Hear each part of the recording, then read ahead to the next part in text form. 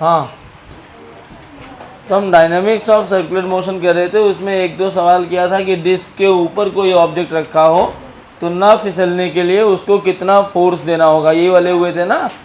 अब थोड़ा और आगे चलते हैं। एक बात बताओ, अगर ऐसे मेरे पास एक कटोरा रखा है, हेमीस्फीयर,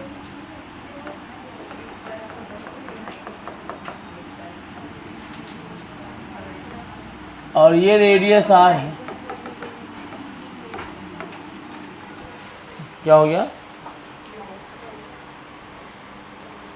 कटोरा जानते हो, वही है, ठीक है। हाँ, हेमीस्फेरिकल बाउल बोलते हैं ना इसको, हेमीस्फीयर है वो। और ये ओमेगा से घूम रहा है, एक ऑब्जेक्ट रखा है,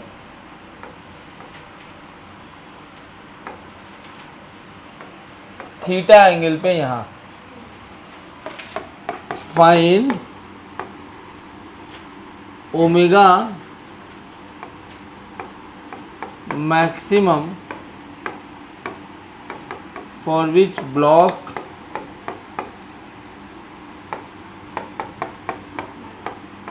will not slide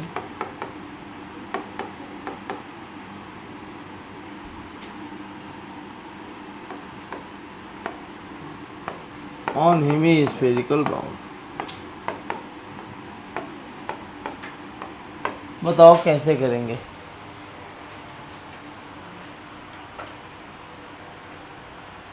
क्या करना पड़ेगा अगर ये स्लाइड ना करे तो? सारे फोर्सेस इसके ऊपर क्या होने चाहिए? बैलेंस होने चाहिए, बस वही निकाल लो। सबसे पहले मुझे बताओ ये कैसे चलेगा? अभी ये कौन सी सर्कल में मूव करेगा? क्या इस सर्कल में मूव करने वाला है? इसके लिए बीडी में क्या नीचे एक फोर्स mg लग रहा होगा? क्या इधर एक फोर्स नॉर्मल लग रहा होगा? अच्छा, और ये ओमेगा से अगर एक पार्टिकल घूम रहा है तो क्या पूरा हेमीस्फीयर ओमेगा से घूम रहा होगा? तो इसके ऊपर एक ऐसे इधर फोर्स आ जाएगा, इसका रेडियस r ले लो, ये सेंट्रीफ्यूगल फोर्स आ जाएगा mr ओमेगा स्क्वायर। आएगा नहीं आएगा? हाँ बोलो। कौन सा फोर्स है ये? कौन सा फोर्स है? सेंट्रीफ्यूगल। यार लेकिन सेंटर की तरफ तो कोई फोर्स ही नहीं है, तो क्या कर सकते हैं सेंटर की तरफ फोर्स लाने के लिए? n के कंपोनेंट्स लेने पड़ेंगे, mg का कंपोनेंट नहीं आएगा। तो n का कंपोनेंट लिया तो ये थीटा, तो ये क्या बन जाएगा? n cos थीटा, और ये क्या बन जाएगा? तो क्या n साइन थीटा बैलेंस कर रहा होगा mr ओमेगा स्क्वायर को, और n cos थीटा बैलेंस कर रहा होगा mg को। इनको डिवाइड कर दिया तो n n कैंसिल हो गए, tan theta is equal to r omega square by g. बेटा कितने वेरिएबल दिख रहे हैं? अच्छा, ये स्मॉल r और कैपिटल R दोनों बराबर नहीं है, आप देखिए। तो पहले मुझे स्मॉल r तो पता ही नहीं है, स्मॉल r को in terms of capital R and theta लिखना पड़ेगा। कैसे लिख सकते हैं? तो इस ट्राइंगल को देखो, ये क्या, ये वाला रेडियस इसका ये भी r कहलाएगा। क्या मैं लिखूं small r by capital R, तो ये बन जाएगा साइन थीटा। तो स्मॉल r की वैल्यू क्या आ गई? बस रख दो tan, थोड़ा सा इसको ऐसे लिखता हूँ, tan थीटा को क्या लिख सकते हो? Sine theta by cos theta, r sine theta omega square by g. Sine theta ने साइन थीटा को मार दिया, आ गया ओमेगा। ओमेगा की वैल्यू आ जाएगी root over g by are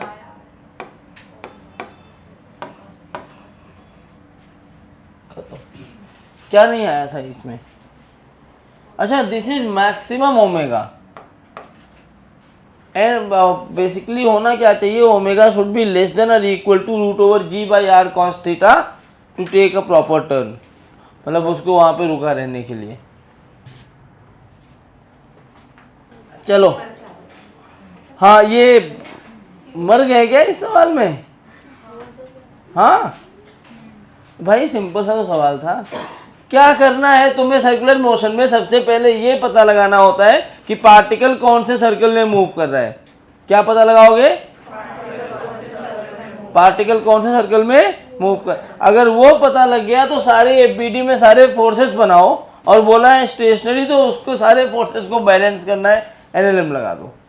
वही तो किया ना, पार्टिकल इस सर्कल में घूम रहा है, एफबीडी बना ली, एमजी और एन लगा, फिर और m r omega square centrifugal force हो गया। फिर मैंने कहा कि सारे फोर्सेस को बैलेंस करना है, और बैलेंस करने की भी कंडीशन क्या है कि सेंटर की तरफ एक फोर्स तो होना चाहिए। तो मैंने कहा अगर mg का कंपोनेंट लेता हूं मैं तो सेंटर की तरफ तो कोई फोर्स नहीं दिखेगा, सही बोल रहा हूं ना। mg का कंपोनेंट लेने पर सेंटर की तरफ कोई फोर्स नहीं दिखेगा, इसीलिए हम mg का कंपोनेंट नहीं ले सकते। तो कंपोनेंट किसका लेना पड़ेगा अपने को, नॉर्मल का, करेक्ट। तो ये इस टाइप के क्वेश्चंस आते हैं इसमें। इसके बाद एक और टॉपिक है जिसको हम बोलते हैं कोनिकल पेंडुलम। क्या बोलते हैं, ये कोनिकल पेंडुलम क्या चीज है, इसको एक और नाम देते हैं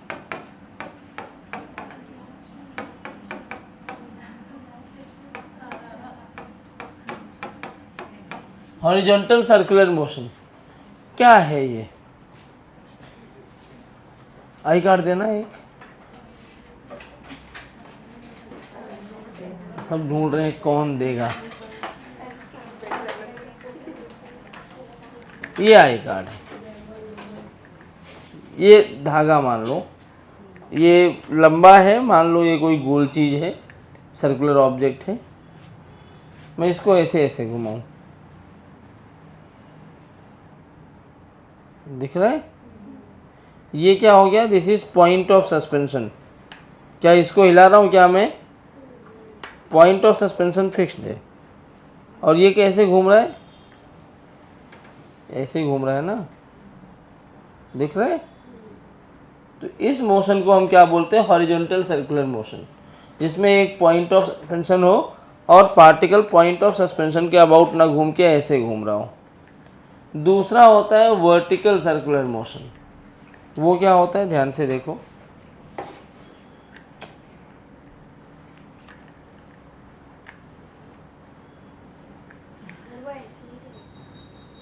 हम कैसे रहे,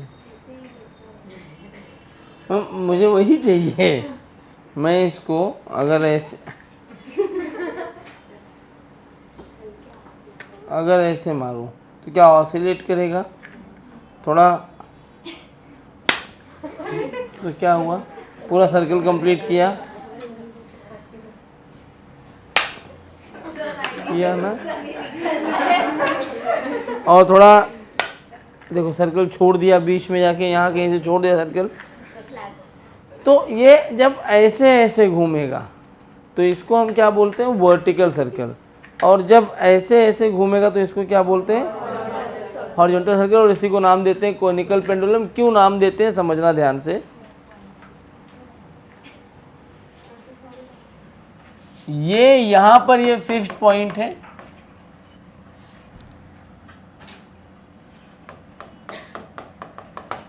ये वर्टिकल लाइन है जो स्ट्रिंग की लाइन है, और ऑब्जेक्ट ऐसे घूम रहा है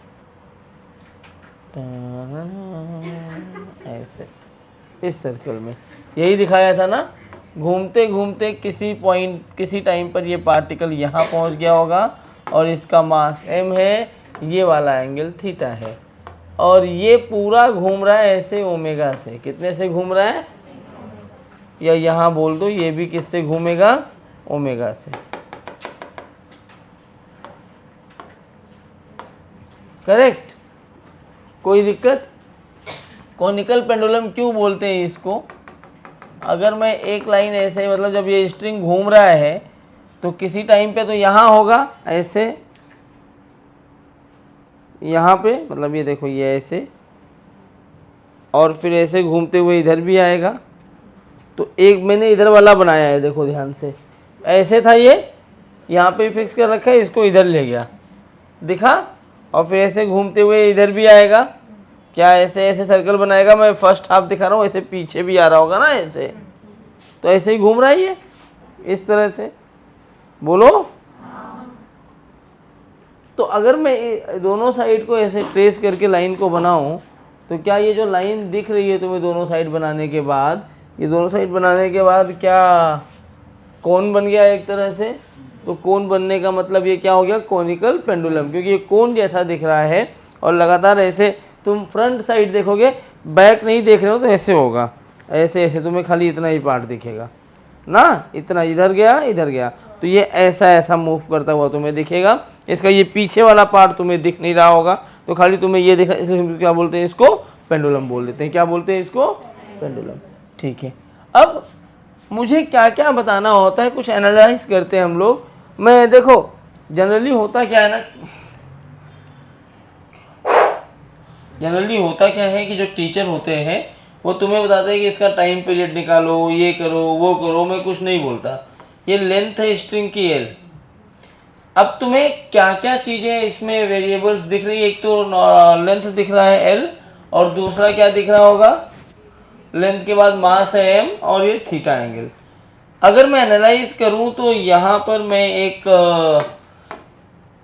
mg फोर्स नीचे लगा सकता हूँ, बोलो हाँ। इधर लगा सकता हूँ टेंशन T, सही बात है। और ये अगर ऐसे घूम रहा है तो इधर कौन सा फोर्स आएगा, मान लो इसका रेडियस है r, तो क्या ये हो जाएगा mr ओमेगा स्क्वायर। ये कौन सा फोर्स है, मैं कहाँ से बैठ के देख रहा हूँ तो ये फोर्स मुझे दिख रहा है, जब मैं इसी पे बैठ के देख रहा हूँ। इस पे बैठ के देखने का मतलब है कि जब मैं ये जो सर्कुलर ट्रैक देख रहा हूँ इसी ट्रैक पे कहीं बैठा हूँ, सही बात है ना, कोई दिक्कत। अब लेकिन अगर मैं इस सर्कुलर ट्रैक पे ही बैठा हूँ तो रुका होना चाहिए मेरे लिए, सारे फोर्सेस बैलेंस होने चाहिए। अभी तीन फोर्स तीन अलग डायरेक्शन में है, तो क्या बैलेंस हो पा रहे हैं क्या, मैं किसका कंपोनेंट लूँ, mg का कि t का, टू बैलेंस। चलो ठीक है, आप बोल रहे तो t का ले लेता हूँ मैं। ये थीटा, ये क्या हो गया, इधर क्या आ जाएगा, पक्का ना। अब देखिए यहाँ पे t साइन थीटा जो है वो mg को बैलेंस कर रहा है, तो वही तो लिखा है, mr ओमेगा स्क्वायर को बैलेंस कर रहा है, और t cos थीटा किसको बैलेंस कर रहा है। बेटा आपको l पता है, तो क्या इस डायग्राम में इसको O बोल दूं, इसको A बोल दूं, इसको P, तो एक ट्राइंगल लिया जाए अगर OAP, तो क्या इस ट्राइंगल में मैं R बाई एल को साइन थीटा लिख सकता हूँ, क्या R की वैल्यू होगी L साइन थीटा, मैं यहाँ रख दूंगा। तो मेरे पास कितने वेरिएबल्स दिख रहे हैं, एक तो टेंशन वेरिएबल है अपना, दूसरा थीटा वेरिएबल है, तीसरा मास है, चौथा लेंथ है, पांचवा ओमेगा है। 5 वेरिएबल हैं। उसकी मर्जी कोनिकल पेंडुलम में इस 5 में से, और इक्वेशन कितने बन रहे हैं, 2, कितने इक्वेशन बने, तो इन 5 वेरिएबल्स में से वो कोई भी 3 वेरिएबल दे देगा आपको और 2 पूछ सकता है। मान लो उसने आपको m दे दिया, थीटा दे दिया और l दे दिया लेंथ, और आपको बोला बताइए टेंशन कितना है, तो क्या यहाँ से निकल जाएगा, हाँ बोल दो, निकाल लोगे ना, पक्का। तो ये बेसिक यही है, इसी को कॉनिकल पेंडुलम बोलते हैं। लेकिन थोड़ा सा आगे बढ़ते हैं, ये 2 इक्वेशन है, अगर मैं 1 डिवाइडेड बाई 2 करूं तो मैं लिखूंगा t sine theta is equal to m, r की वैल्यू में डाल दिया, l sine theta omega square upon t cos theta upon mg। तो क्या ये बन जाएगा tan theta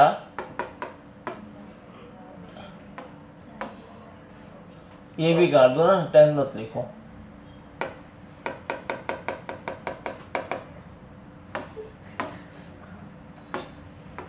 g by L cos theta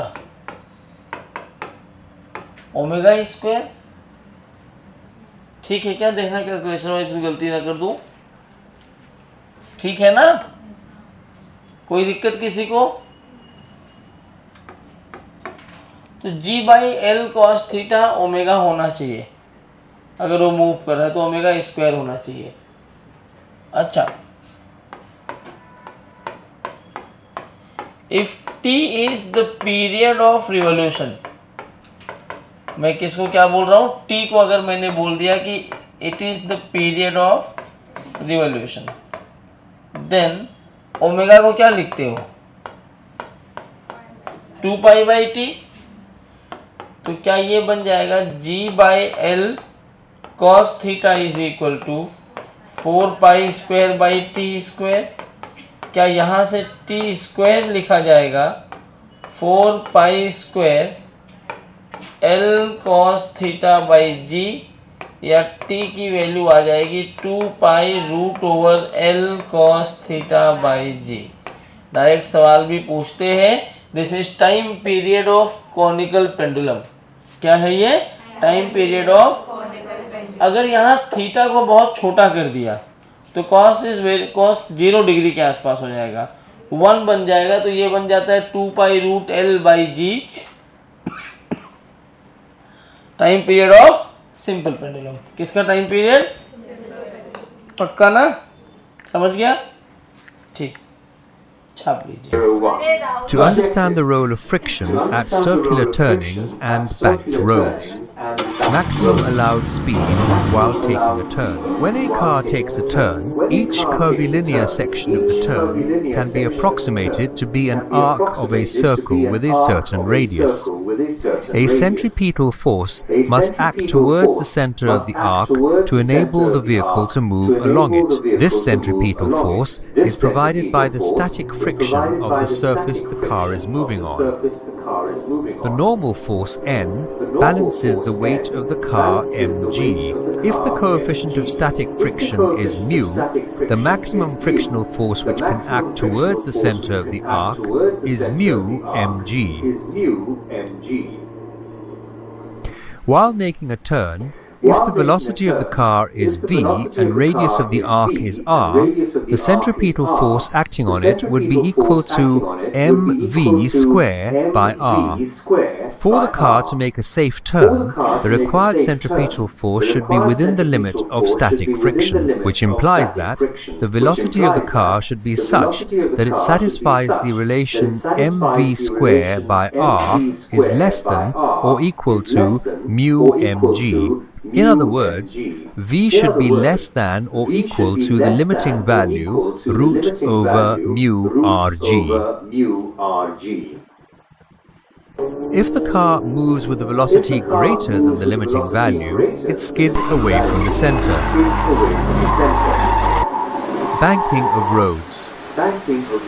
We cannot always rely on friction as it depends on external factors such as rain or frost, which significantly decreases the value of static friction. To avoid skidding of vehicles at turns, the outer edge of the road is raised up, which is called banking.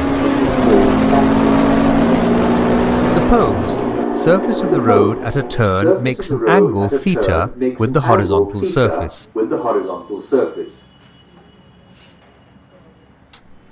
This results in the horizontal component of normal force n sine theta acting towards center, providing the necessary centripetal force at the turn. Friction is not taken into consideration here. Therefore, n sine theta is equal to mv square by r. The vertical component of the normal force balances the weight of the vehicle.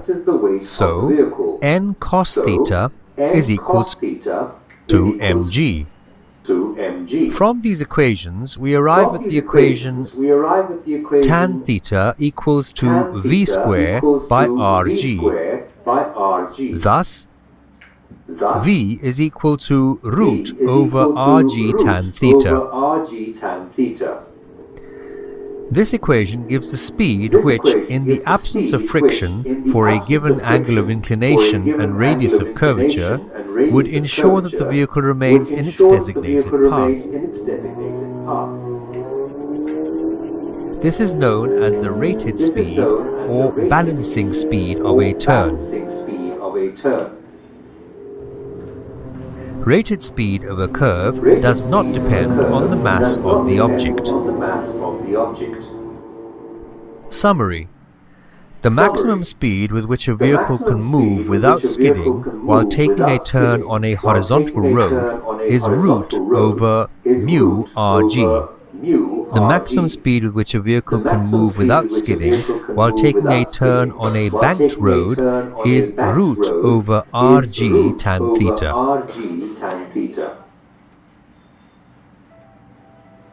समझा?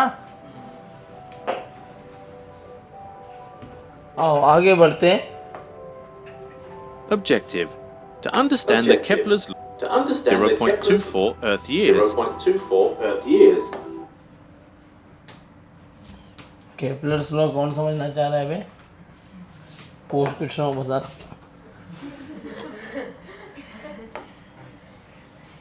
अब सही कर दूँ ना mic को?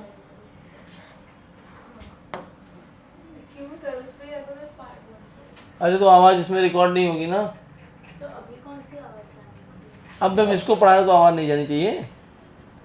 मैं जब बोलूँगा कुछ तो आवाज़ जानी चाहिए. आपने तो माइक लगाया उससे जाएगी. वो उसके थ्रू ही जाती है ना. सब एक ही सिस्टम है.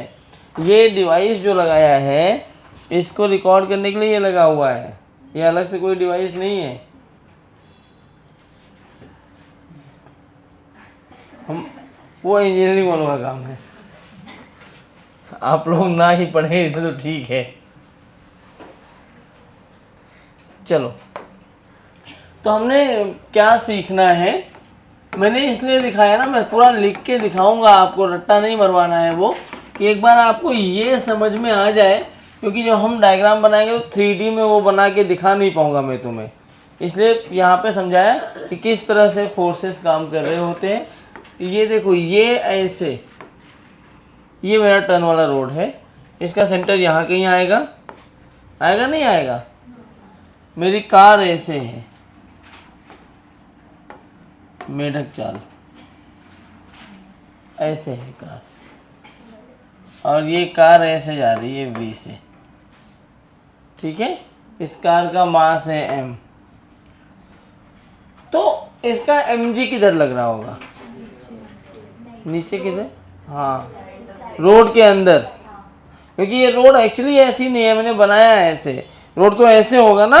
देखो तुम्हें दिखाया था mg नीचे लग रहा था. वो नीचे अगर मैं रोड को पलट दिया तो mg किधर चला गया? अंदर. Very good. इमेजिन थोड़ा सा करना होता है. mg और mg को बैलेंस कौन कर रहा है? नॉर्मल. भाई mg और नॉर्मल तो एक दूसरे को बैलेंस कर रहे हैं, लेकिन टर्न लेने के लिए एक फोर्स चाहिए ना. तो जो कार का व्हील है, टायर और रोड के बीच में एक फोर्स लग रहा होता है जिसको हम बोलते हैं सेंट्रीपिटल फोर्स या फ्रिक्शनल फोर्स. कौन सा फोर्स बोलते हैं उसको? वो फ्रिक्शनल फोर्स ही तुम्हें क्या प्रोवाइड कर रहा है? Centripetal force. और वो फ्रिक्शन होता कैसे? यहाँ पे मैं लिख दे रहा हूँ. Static friction acts towards the center of circular turn.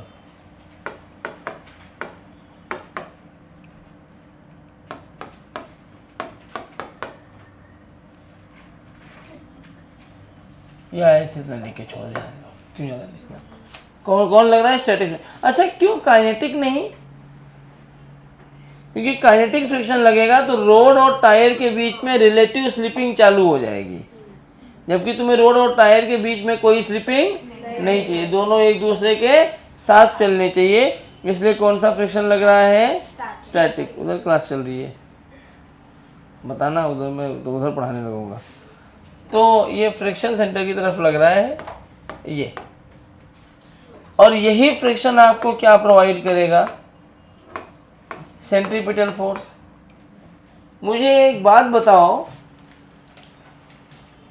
कौन प्रोवाइड कर रहा है आपको सेंट्रीपिटल फोर्स? लेकिन फ्रिक्शन की तो एक औकात होती है, एक लिमिट है. बियॉन्ड दैट लिमिट क्या फ्रिक्शन आपको सेंट्रीपिटल फोर्स प्रोवाइड कर सकता है? नहीं. तो अगर मुझे सेफ टर्न लेना है, मैं टर्न क्यों ले पा रहा हूँ? क्योंकि फ्रिक्शन मुझे हेल्प कर रहा है. अगर वो रहेगा नहीं तो क्या मैं टर्न ले पाऊंगा? क्या उसको रहना चाहिए. तो यहाँ पर फ्रिक्शन जो है वो प्रोवाइड कर रहा है सेंट्रीपिटल फोर्स. तो मुझे सेफ टर्न लेने के लिए क्या होना चाहिए? जो mv²/r है, it must be less than और इक्वल टू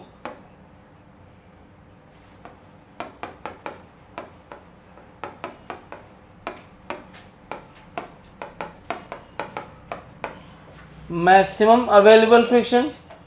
अगर मैं कार के अंदर ही बैठा हूं तो mv²/r मेरे लिए क्या होगा? ध्यान से देखो, इस डायरेक्शन में आएगा mv²/r। अब इससे तुम्हें और अच्छी फीलिंग आती है इसलिए बता रहा हूं मैं। इसको हम बोलते हैं सेंट्रीफ्यूगल फोर्स। इमेजिन करो आप कार के अंदर बैठे हो, अगर आपका mv²/r ज़्यादा हो गया तो आप बाहर चले जाओगे। m और r तो बदलेगा नहीं। कोई भी सर्कल है, कोई भी टर्न है, उसका रेडियस तुम बदल दोगे क्या? रोड का एक बार रोड बन गई तो टर्न तो उसका फिक्स हो गया कि आर्क पे लेना है। तुम्हारे कार का मास भी फिक्स्ड है, ना तो तुम m चेंज कर पा रहे हो ना तो r। ये mv²/r कम या ज़्यादा कब होगा? वेलोसिटी के ऊपर। इसीलिए जहाँ टर्न होता है वहाँ लिखते हैं स्पीड लिमिट 40 है, 50 है, 60 है, वो यही कैलकुलेट करते हैं। तो mv²/r की वैल्यू अगर ज़्यादा होगी, किससे? फ्रिक्शन की मैक्सिमम वैल्यू से। मान लो मैक्सिमम वैल्यू फ्रिक्शन की 10 है। कितनी है? That is limiting friction. mv²/r की वैल्यू 8 है तो क्या होगा? फ्रिक्शन के पास 10 अवेलेबल है, mv²/r 8 ही है तो ये 8 लगा देगा, दोनों बैलेंस हो जाएंगे। ये 9 हो गया तो फ्रिक्शन अपने आप को 9 कर लेगा। ये 10 हुआ तो फ्रिक्शन 10 था, अपना पूरा लगा दिया। ये 11 हो गया तो फ्रिक्शन बोलेगा मैं 10 ही लग पाऊंगा, तो स्किड करेंगे। इसीलिए हमेशा स्किड करके इधर जाएंगे, ये हमेशा स्किड करके बाहर ही जाएगा, क्योंकि फ्रिक्शन तो अपनी मैक्सिमम वैल्यू दे ही देगा। फ्रिक्शन कभी भी mv²/r से ज़्यादा इस केस में नहीं हो सकता। फ्रिक्शन हमेशा किसके बराबर होगा? mv²/r के। इससे ज़्यादा फ्रिक्शन तो पॉसिबल ही नहीं है। सही बोल रहा हूँ मैं? तो अगर mv²/r की वैल्यू फ्रिक्शन से ज़्यादा होगी तो ये बाहर की तरफ स्किड करने लगता है। तो अगर मुझे एक सेफ टर्न लेना है तो सेफ टर्न लेने के लिए मुझे क्या चाहिए कि जो फ्रिक्शन लग रहा है, इसको स्टैटिक लिख देता हूं मैं,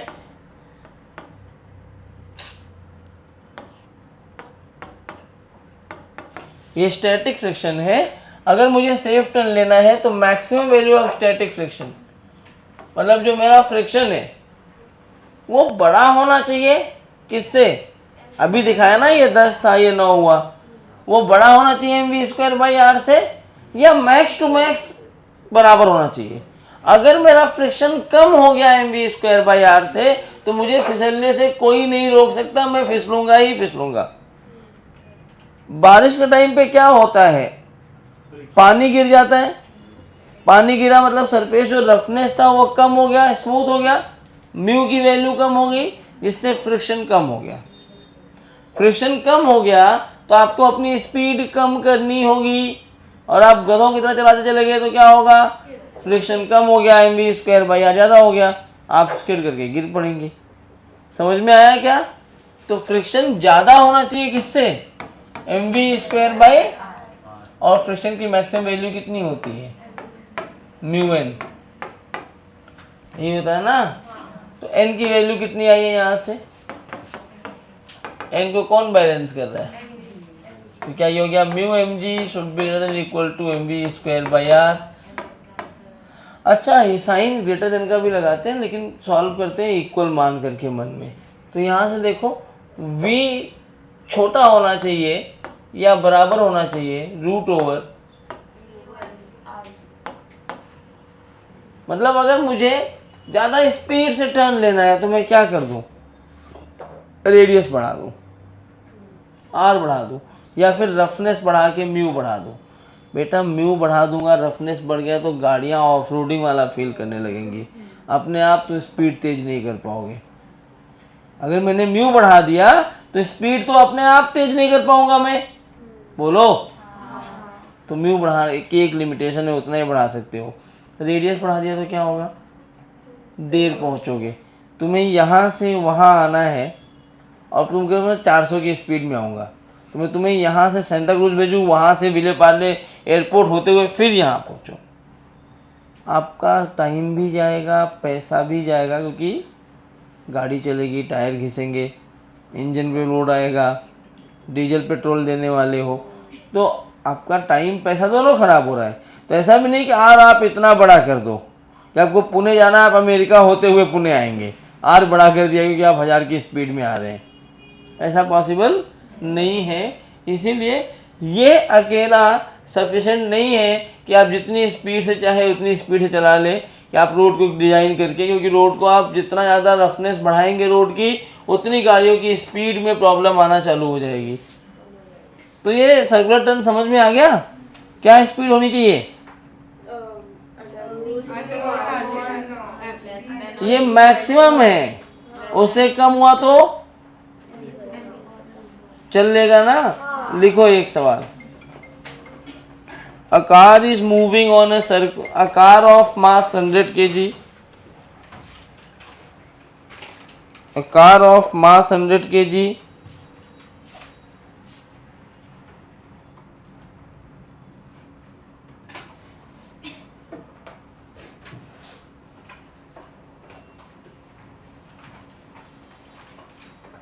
a car of mass 100 kg is moving on a circular path, circular road,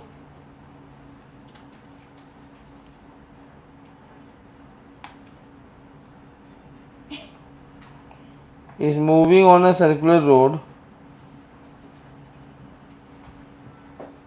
of radius 100 meter। आजकल ट्रू कॉलर पैसा मांगने लगा है, नाम नहीं बताता।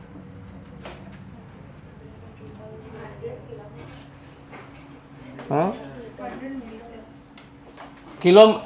100 किलोमीटर का टर्न है, वाह क्या रेडियस है, radius 100 metre.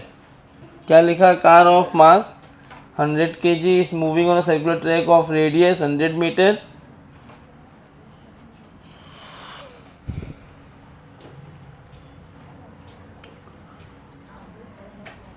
If the coefficient of static friction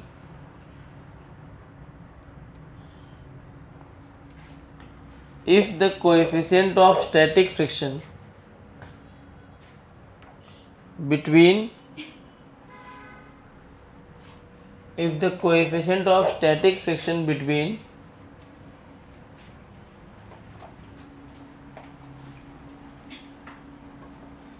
tire and the road is 0.5,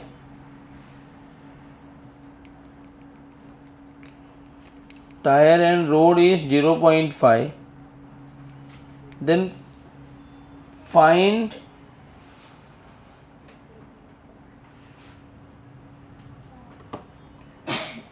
the maximum velocity, find the maximum velocity with which he can take a safe turn, with which he can take a safe turn, या it can take a safe turn। लिखो मैं आया।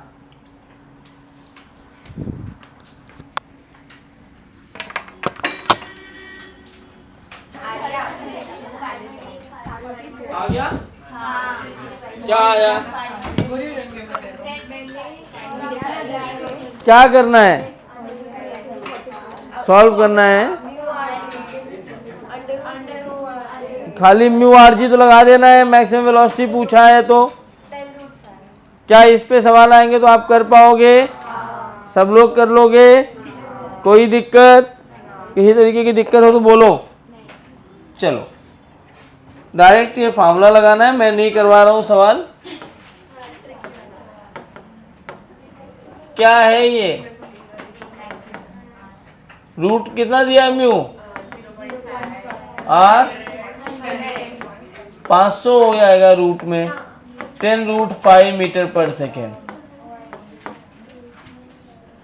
10√5 का मतलब 10 × 2.5 2.25 22 22.5 metre पर second की speed होनी चाहिए। ठीक है, तो इतनी स्पीड से ही आप टर्न ले पाओगे, अदरवाइज टर्न लेना पॉसिबल नहीं है। सबको आ गया था ना? अब आगे चलो। ये एक तरीका हुआ बच्चों, लेकिन मैंने कहा कि म्यू, आर और जी ये सब बड़े लफड़े वाले काम है, आप इनको इतना नहीं बढ़ा सकते जितना आप सोच रहे हो। सही बात है ना? अगर आप इनको इतना नहीं बढ़ा सकते, कितना रफ कर दोगे सरफेस, पॉसिबल ही नहीं है। रेडियस बहुत नहीं बढ़ा सकते, तो क्या और कोई तरीका है? जैसे हाईवे वगैरह पे देखो तो वहाँ लिखते हैं 120 की स्पीड में भी आप टर्न ले सकते हो। क्यों? वहाँ क्या बहुत रफनेस होता है क्या? बल्कि वो यहाँ से अच्छे खासे रोड होते हैं, वो और स्मूथ होता है वो, तो वहाँ इतनी स्पीड में क्या हो गया, तो बहुत अच्छे खासे रोड होते हैं, वहाँ आप कैसे टर्न ले रहे हो? इतना भी ज़्यादा नहीं होता, क्योंकि कुछ हाँ बैंक्ड कर देते हैं। आपने कभी देखा होगा रोड को, रोड पे खड़े हो ऐसे आपको ऐसे दिखता है, जितना डिवाइडर की तरफ हो जो बीच में रोड है तो आपको लगता है ऐसे अंदर की तरफ रोड आ रहा है, बाहर ऐसे उठा हुआ दिखता है। अब इतना उठा हुआ नहीं दिखेगा, माउंटेन जैसा दिखेगा 90 डिग्री पे उठा हुआ, 10 डिग्री 15 डिग्री पे उठा हुआ दिखता है। इसीलिए जब बारिश होती है ना तो पानी सीधा अंदर डिवाइडर की तरफ भरता है हाईवे पे, देखा है? तो उसको हम बोलते हैं बैंकिंग ऑफ रोड। क्या बोलते हैं? रोड पे बैंक खोल देंगे ना, बैंकिंग ऑफ रोड, रोड पे बैंकिंग करना सर। तो बैंकिंग ऑफ रोड क्या कहता है कि आप फ्रिक्शन से अकेले टर्न लेना बहुत मुश्किल काम है, तो आप अकेले फ्रिक्शन से टर्न लीजिए ही मत, हम आपको रोड का थोड़ा हेल्प दे देते हैं टर्न लेने के लिए। रोड की हेल्प कैसे दे रहे हैं ये? सबसे पहला इसमें जो कॉन्सेप्ट आता है वो है विदाउट फ्रिक्शन। मतलब हालांकि ये रियल केस में पॉसिबल है क्या बिना फ्रिक्शन के आप कोई भी रोड इमेजिन कर लें? विदाउट फ्रिक्शन मतलब ये आपको ये बताता है कि भाई अगर फ्रिक्शन नहीं हुआ तो भी आप टर्न ले सकते हैं किसी स्पीड में, अगर रोड कैसा हो? बैंक्ड। इसलिए सारे रोड बैंक्ड होते हैं, थोड़े बहुत ही बैंक्ड होंगे ही, नहीं बैंक्ड होंगे तो आप टर्न नहीं ले पाओगे ढंग से, गिर जाओगे।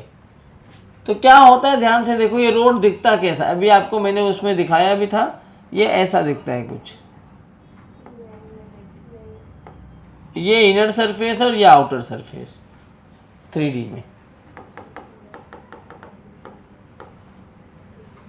दिस इज इनर सरफेस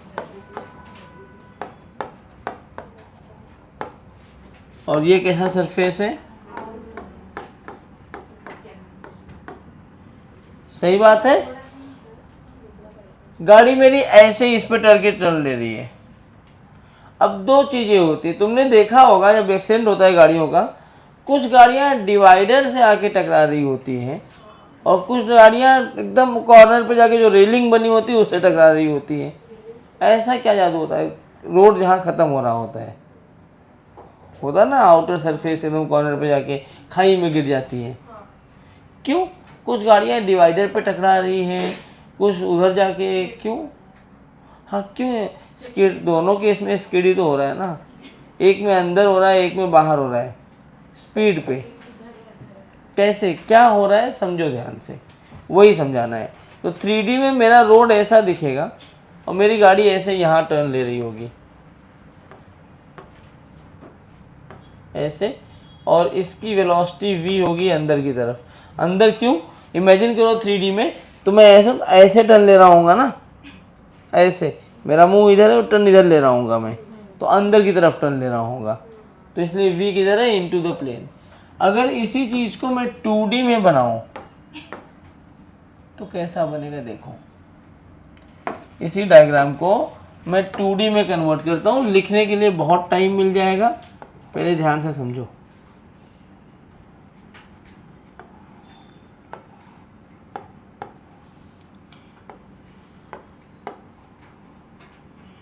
यहाँ मेरी कार है, v इसका अंदर की तरफ है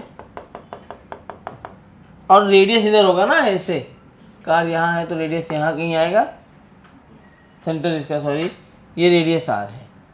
इसके ऊपर फोर्सेस कौन कौन से लग रहे हैं, कितने लग रहे हैं, एनालाइज करते हैं। सबसे पहले कौन सा फोर्स दिखेगा? फिर फ्रिक्शन तो है नहीं, और ये v वेलोसिटी से चल रहा है, तो एक सेंट्रीफ्यूगल फोर्स लगेगा बाहर की तरफ।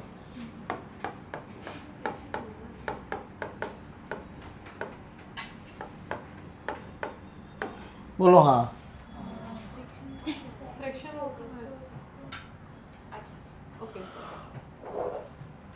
अब मुझे एक फोर्स चाहिए सेंटर की तरफ, तो मैं क्या करूं, इस नॉर्मल का कंपोनेंट ले लूं।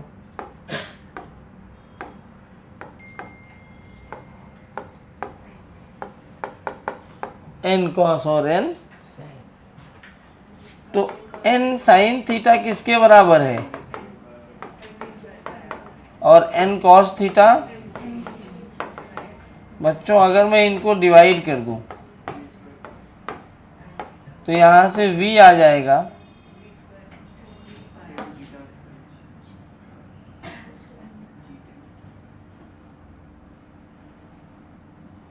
पूछ लो, कोई पूछ बोला तो पूछ सकते हो। हाँ दीदी, ये फ्यूगल लगाया मैंने क्योंकि सेंटर से बाहर है, अवे फ्रॉम सेंटर लगाया ना। मैं कार में बैठ के ही देख रहा हूँ चीज़ों को। अगर तुम कार से बाहर देख रहे हो तो तुम्हें से ये mv²/r लिखने की जरूरत नहीं पड़ती।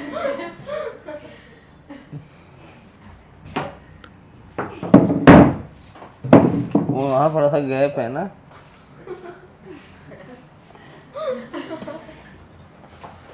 अरे बाप रे, बुढ़ापे में ये सब काम हो रहा है, बताओ गिर पड़ूंगा तो। इतना छोड़ा क्यों है, ये हटा के वो भी पूरा पैक करो यार, पूरा बॉडी पे झटका लग गया एक ही बार में। तो ये जो स्पीड है इसको हम बोलते हैं रेटेड स्पीड। क्या बोलते हैं, ये वो स्पीड है, मतलब ये खाली ये बता रहा है कि अगर मान लो किसी बैंक रोड पे आप चल रहे हो ना, और आपकी स्पीड जो है वो √/rg tan थीटा के बराबर है। किसके बराबर है, तो आप आराम से टर्न ले सकते हो। इस केस में फ्रिक्शन बहुत एकदम खुश रहेगा कि मैं क्यों काम करूं, जब मेरा उसका काम क्या है, दो लोगों को साथ में रखना। जब ये दोनों आपस में ऑलरेडी सेफ टर्न ले पा रहा है, मतलब टायर और रोड दोनों ऑलरेडी साथ में है, तो फ्रिक्शन बोलेगा मेरा काम तो हो गया, आप साथ में हैं, भाड़ में जाओ, मैं नहीं आऊँगा बीच में। जब तुम्हें कमी पड़ेगी तब मैं आऊँगा। मतलब जब mv²/r जब तक n sin थीटा के बराबर होगा, फ्रिक्शन की वैल्यू कितनी होगी, कितनी होगी, कितनी होगी, कोई फ्रिक्शन काम नहीं करेगा। समझ में आया क्या। ये रेटेड स्पीड है, ये प्रूफ करता है कि बिना फ्रिक्शन के भी आप सेफ टर्न ले सकते हैं, बट आपकी स्पीड कितनी होनी चाहिए, √/rg tan थीटा। कितनी होनी चाहिए, कितनी होनी चाहिए। अब इसका दूसरा पार्ट ध्यान से देखना, ये इंपॉर्टेंट है, इस पे सवाल आते हैं। आपको टीचर्स बोल देते हैं कि आप ये फार्मूला है, वो समथिंग एक फार्मूला होता है, मुझे याद भी नहीं है, √/rg 1 tan theta minus mu upon 1 plus mu tan theta minimum maximum. आप कंफ्यूज होते हो, माइनस किस में आएगा, प्लस किस में आएगा। मैं आपको ऐसा तरीका बता रहा हूँ, अगर आप ध्यान से देखोगे टाइम जरूर लेगा, ये सवाल आएगा, लेकिन गलत कभी नहीं होगा लॉजिक से। क्या इतनी बात समझ में आ गई है। अब जरा ध्यान से देखो, अब इसके अंदर अगर मैं एक केस दे दूं कि if v is equal to √/rg tan theta, तो फ्रिक्शन कितना हो जाएगा,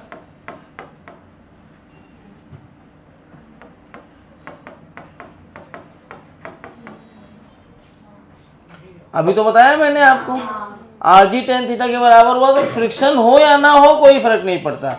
अगर आपकी वेलोसिटी, ये जो थीटा है यहाँ पे, इसको क्या बोलते हैं, ये भी पहले लिख देता हूँ, this is known as angle of banking. क्या बोलते हैं इसको, एंगल ऑफ बैंकिंग। तो ये बैंकिंग एंगल है। तो अगर मेरा थीटा जो है मुझे पता हो कितना है, कितने एंगल पे बैंक्ड हुआ है, अब ये 60 डिग्री 40 डिग्री नहीं होता, ये 5, 10, 15 डिग्री ही करते हैं। ज़्यादा बेंड कर देंगे तो भी आपको मेहनत ज़्यादा करनी पड़ेगी, ठीक है ना।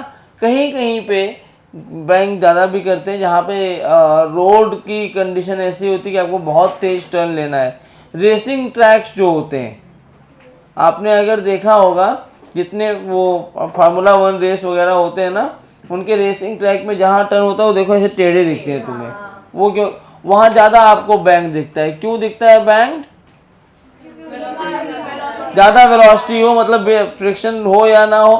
हालांकि वहाँ फ्रिक्शन भी सपोर्ट करता है। टायर का ग्रिप, वो एक हर 5 किलोमीटर के बाद टायर चेंज करते हैं, अपना देखा है ना, वो खट खट करते हैं टायर चेंज। वो क्योंकि ग्रिप भी अच्छा मिलता रहे, ये भी सपोर्ट करता रहे, बहुत चीज़ें देखते हैं। समझा? फिलहाल मैं ये बताना चाह रहा हूँ कि आपको पता हो कि बैंक कितने एंगल पे है, जिस टर्न पे तुम घूम रहे हो उसका रेडियस कितना। दोनों पिटोगे अब। मैं लड़कियों को भी मारता हूँ। हाँ, 18 दिन नहीं मांगता पूरे साल में, बस नवरात्रि के 2 बात होते हैं ना। नवरात्रि एक बार अप्रैल में आता है, एक बार अभी आया था। उन 9 दिन नहीं मारता, पाप लगता है। हाँ ऐसा, बाकी के दिन पीटता हूँ। नहीं, वो क्या 9वें दिन मुझे कन्या पूजन करना होता है ना, तो पैरों छूना पड़ता है, तो वो 9 दिन बचा लेता हूँ। और दशहरे के दिन फिर 9 दिन का इकट्ठा करके एक साथ मारता हूँ। तो फ्रिक्शन की वैल्यू 0 होगी अगर v rg tan थीटा के बराबर हुआ। सोचो, अगर v बड़ा हो गया rg tan थीटा से, अब समझना, यही लॉजिक मैं आपको बता रहा हूँ। और जो आप पढ़े हो, जो फार्मूला तूने लिख के रखा है ना बेटा, उससे सारे सवाल नहीं बनेंगे। मैं सवाल दे दूंगा, आप कर ही नहीं पाओगे। इसलिए ये तरीका ध्यान से समझो। नीचे क्या फोर्स आया, इधर क्या फोर्स आया, इधर क्या फोर्स आया,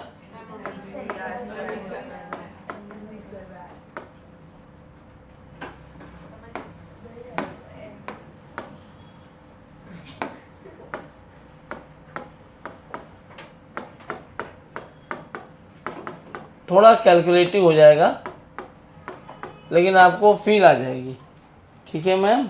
लिखना पूरा, ये वाला केस नहीं एक्सीलरेशन वाला कि फार्मूला लिख के छोड़ दो।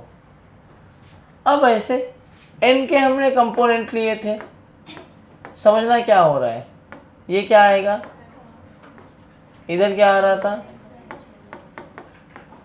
एक बात बताओ बेटा, अगर मेरा v ज़्यादा होगा, v की वैल्यू जब तक rg tan थीटा है, क्या वो आराम से टर्न ले लेगा।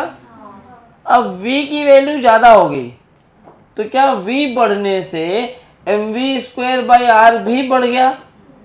भाई m और r था, v बढ़ गया तो mv²/r बढ़ गया। किससे बढ़ गया वो, जब v की वैल्यू rg tan थीटा है उस टाइम पर n sin थीटा और mv²/r बराबर है। अगर v की वैल्यू इससे ज़्यादा होगी तो ये बढ़ जाएगा। कम कौन हो गया, n sin थीटा। तो फ्रिक्शन अगर है तो क्या कहेगा, अब ये कम हो गया, कौन कम हो गया, n sin थीटा। तो फ्रिक्शन क्या बोलेगा, अरे यार मैं इसको सपोर्ट कर देता हूँ। क्यों सपोर्ट करेगा, क्योंकि फ्रिक्शन का मेन काम क्या है, दोनों को साथ में रखना। अब साथ में रखना चाहता है। अगर mv²/r ज़्यादा हुआ तो आप ऐसे स्किड होते हुए बाहर ही चले जाओगे ना, स्किड होते हुए बाहर जाओगे। तो इस केस में जो स्किडिंग हो रही होगी वो किधर हो रही होगी, बाहर। तो फ्रिक्शन के तो अगेंस्ट पहुंच गए ना। फ्रिक्शन चाहता है क्या, स्किडिंग कराना। उसका मेन काम क्या है, साथ में रहे। तो साथ में रखने के लिए फ्रिक्शन चाहेगा, अरे यार फिसल रहा है बेचारा, उसको रोको। रोके, कब रोक पाएगा वो, जब किसको हेल्प करे, mv²/r को कि n sin थीटा को। जब n sin थीटा को हेल्प करे, और n sin थीटा को हेल्प करे। लेकिन हमें यह भी पता है गाड़ी तो इसी रोड पे चल रही है ना, तो फ्रिक्शन इसी लाइन पे लग सकता है। n sin थीटा को तो इस लाइन पे चाहिए, तो फ्रिक्शन इधर नहीं लग सकता। तो ये बोलेगा अच्छा मुझे हेल्प भी करनी है, मैं डायरेक्ट हेल्प नहीं कर पा रहा हूँ, तो मेरा एक कंपोनेंट एन साइन थीटा को हेल्प कर दे ऐसा लगूंगा। सोचो अगर मैं इधर नीचे फोर्स लगाऊं एफ, तो ये वाला एंगल थीटा होगा, क्या ये एफ कॉस थीटा बन जाएगा? देखो हेल्प कर दिया इसको, दूसरा कंपोनेंट कहाँ चला गया? तो जब ये गिर रहा था mv²/r ज़्यादा था, ये गिर रहा था, तो फ्रिक्शन क्यों लगा? बोला ओ mv²/r ज़्यादा हो गया, मतलब ये बाहर की तरफ फिसल रहा है और मेरे काम के तो अगेंस्ट है। जब तक मैं जिंदा हूँ क्या इसको गिरने दूंगा? क्या साथ में रखो। और साथ में कब रख पाऊंगा मैं? जब एन साइन थीटा को बढ़ा दूं मैं। तो मेरा इनपुट ऐसा होना चाहिए कि एन साइन थीटा को सपोर्ट मिल जाए, इसलिए उसे सपोर्ट दे दिया इस तरह से। बोलो हाँ। किसी को दिक्कत है यहाँ तक? अब इन सारे फोर्सेस को अगर मैं बैलेंस करना चाहूँ तो क्या मैं ऐसे नहीं लिख सकता कि N sine theta plus F cos theta मिल करके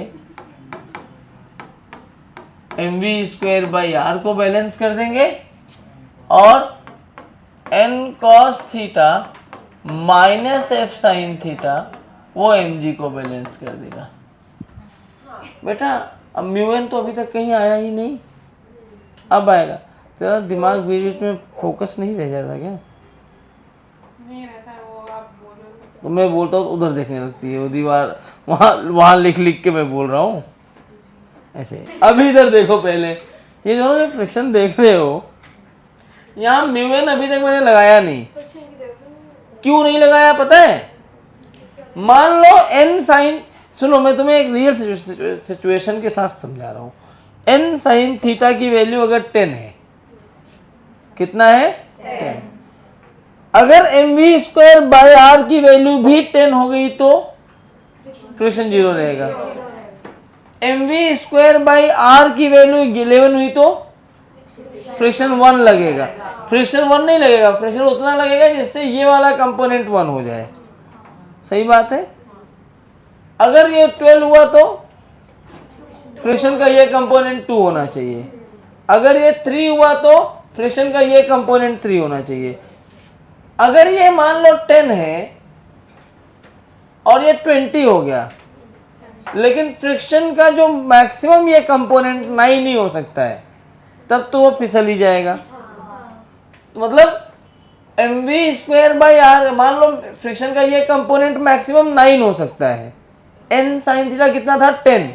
टोटल कितना हो सकता है? 19। तो mv²/r की वैल्यू जब तक 19 होगी वो रुका रहेगा, 19 से ऊपर हुई तो फिसल जाएगा। तो सेफ टर्न लेने के लिए, अच्छा mv²/r की वैल्यू बढ़ने का मतलब किसकी वैल्यू बढ़ रही है? v की। किसकी वैल्यू बढ़ रही है? v की। तो v की मैं मैक्सिमम कितनी वैल्यू रख सकता हूं? वो किस बात पे डिपेंड करता है? वो डिपेंड करता है फ्रिक्शन की मैक्सिमम वैल्यू कितनी है। किस बात पे डिपेंड करता है? यहां से हम वो रेंज निकालते हैं। तो मैं ये दोनों बेसिक फार्मूला याद रखो, क्योंकि हमेशा तुम्हें वही कंडीशन नहीं देगा जो आप पढ़ के बैठे हो। मान लो मैक्सिमम फ्रिक्शन बहुत ज्यादा हो, लेकिन तुम्हें वो एक रेंज दे जहां पे मैक्सिमम फ्रिक्शन की जरूरत ही ना हो, कम फ्रिक्शन में काम बन रहा हो। जबरदस्ती मैक्सिमम लगा नहीं सकते। मैं क्वेश्चन कराऊंगा, आपको समझ में आएगा। ये बेसिक इक्वेशन। क्या आपको इक्वेशन बनाने के लिए अभी तक मैंने कुछ ऐसा रॉकेट साइंस पढ़ाया कि आपको याद करना पड़ेगा? ये खाली एफबीडी तो बनाया ना। वो फ्रिक्शन की डायरेक्शन में आप बहुत बार कंफ्यूज होते हो। क्या अभी भी कंफ्यूज होगे? आप क्या देखोगे? mv²/r ज़्यादा है तो फ्रिक्शन को ऐसे लगाओ कि जो कम है उसको सपोर्ट कर दे। समझ में आया ना? अच्छा, यहां पर अगर मैं बोलूं कि v max, तो v max के लिए क्या f की वैल्यू μn होनी चाहिए? हमेशा होनी चाहिए खाली v max के केस में? जब मैक्सिमम वेलोसिटी चाहिए तभी तो हम f को लिखेंगे। मैंने क्या बोला कि v की मैक्सिमम वैल्यू इस बात पे डिपेंड करती है कि f cos थीटा की वैल्यू मैक्सिमम कितनी है, कब तक वो सपोर्ट कर पाता है। सही बात है ना? उसके औकात के बाहर हो गया तो क्या सपोर्ट कर पाएगा क्या? तो वही लिखा मैंने कि अगर मुझे मैक्सिमम वेलोसिटी चाहिए कि कब तक ये सेफ टर्न ले सकता है, कब तक ये सेफ टर्न ले सकता है। मैं यहाँ ब्रैकेट में लिख भी दे रहा हूँ फॉर सेफ टर्न। तो मैक्सिमम वेलोसिटी जब तक वो सेफ टर्न ले सकता है वो कितनी होगी, वो किस बात पे डिपेंड करता है, फ्रिक्शन की वैल्यू पे। फ्रिक्शन की वैल्यू म्यू एन तक ये सेफ टर्न ले सकता है। तो देयरफॉर अगर मैं यहीं पे इक्वेशन 1 और 2 को एक साथ कर लूँ, ध्यान से देखना, तो क्या ये ऐसा नहीं बनेगा n sine theta plus mu n cos theta is equal to m v max square by are.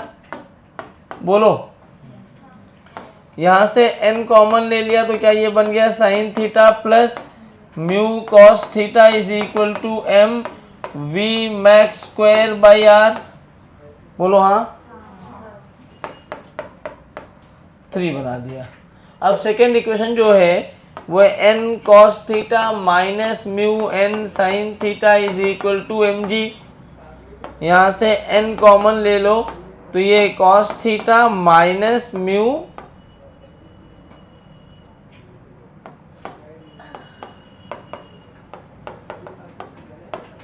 Sign theta हो जाएगा, करेक्ट ना। जैसे ही ये बना,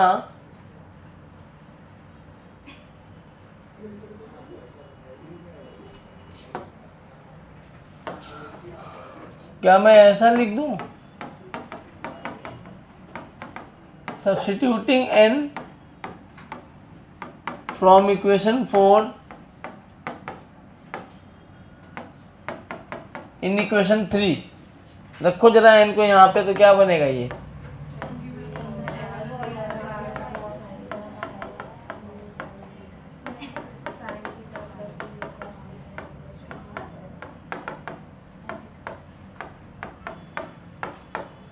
m ने m को मार दिया। यार ये कॉस साइन बहुत दिख रहा है। अगर मैं इसको ऐसे लिखूं sine theta by cos theta plus mu cos theta by cos theta upon cos theta by cos theta minus mu sine theta by cos theta is equal to v max square by r. तो किसी को कोई दिक्कत? अरे मैंने numerator में और denominator में कॉस थीटा से डिवाइड कर दिया, तो ये आर को इधर भेज दो। क्या ये बन गया r g sine by cos क्या होता है tan theta plus mu upon 1 minus mu tan theta, और इसी को रूट में लिख दो तो ये मैक्सिमम वेलोसिटी जो आपको बताया जाता है, कि आप ये याद कर लो। ये मैक्सिमम वेलोसिटी कब होगी? जब वो पूछे कि कितना कब तक वो टर्न ले सकता है। क्या हमेशा ये लगा दोगे क्या कहीं पर भी? भाई मेरी मर्जी। v is equal to r g tan theta पर फ्रिक्शन जीरो है। v r g tan theta से ज़्यादा हुआ तो फ्रिक्शन जीरो नहीं है। अगर फ्रिक्शन जीरो नहीं है तो हर केस में अपनी मैक्सिमम लिमिट तक नहीं जाता है। समझ में आया क्या? कोई दिक्कत? यहाँ तक दिक्कत है तो पूछ लो। क्या आप डायरेक्शन निकाल पाओगे? क्या आपको लॉजिक समझ में आया है? आपको लॉजिक से मतलब है। अगर आपको लॉजिक समझ में आया है इसको नोट करिए, और third case if v is less than root over r g tan theta उसको सॉल्व करिए जल्दी।